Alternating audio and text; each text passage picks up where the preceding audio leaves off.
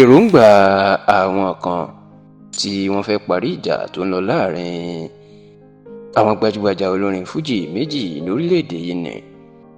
Alhaji Wasiu Alabi Ọdẹ́tọ́lá, ẹni tí ó gbayé mọ̀ sí Pasuma Wonder tàbí ọ̀gá ńlá fújì àkọ́kọ́, àti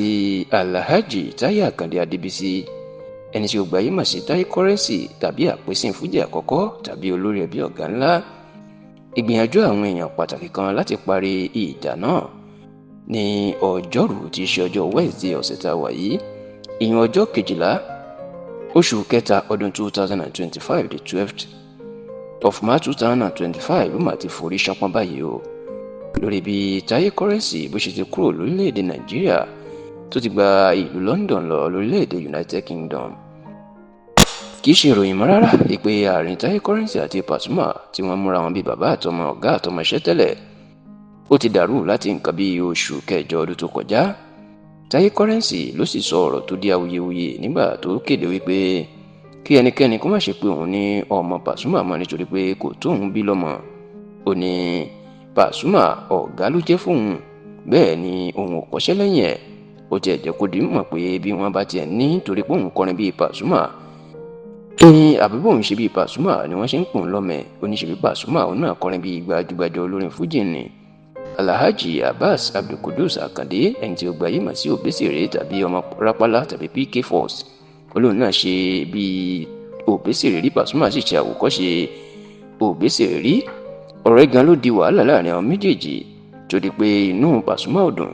Bẹ́ẹ̀ làwọn olólùfẹ́ Pasuma wọ́n bẹ̀rẹ̀ sí ní máa gbógun ti Táyé Currency láti ìgbà náà. Ṣá o, ọ̀pọ̀ àwọn èèyàn ló ti gbé ìgbésẹ̀ àlàáfíà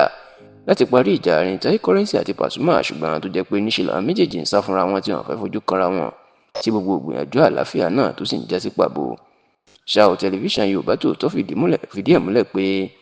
àwọn kan tó ń ṣe pàtàkì lẹ́kọ̀ọ́ tá a forúkọ bò láṣìírí,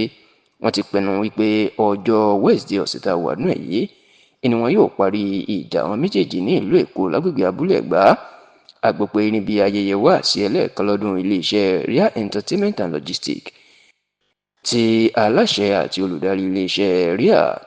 Alhaji Abdulfatai Abdulwasiu Olùgbàyè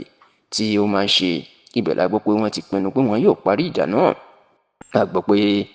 gbajúgbajà fáàlù Ìlọrin ní Sheikh Buhari ọmọ Musa Jikobi òun ni ó fẹ́ ṣe wáàsí níbi ààwẹ̀ wáàsí Ramadan náà, tó sì jẹ́ pé bẹ́ẹ̀ wọ́n ti rò pé Pasuma yóò wá, bẹ́ẹ̀ ni Táyé Currency náà wọ́n pè é pé kó wá, ṣùgbọ́n tó jẹ́ pé gbogbo ìgbìyànjú àti èròǹgbà yìí ó ti forí ṣánpọ́n nítorí pé lọ́jọ́ àìkú ìyẹn ọjọ́ Sunday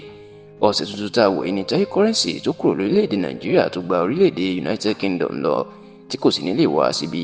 wáàsí ìta gbangba ọjọ́ Wednesday ọ̀sẹ̀ tá a wà nínú ẹ̀ mọ́.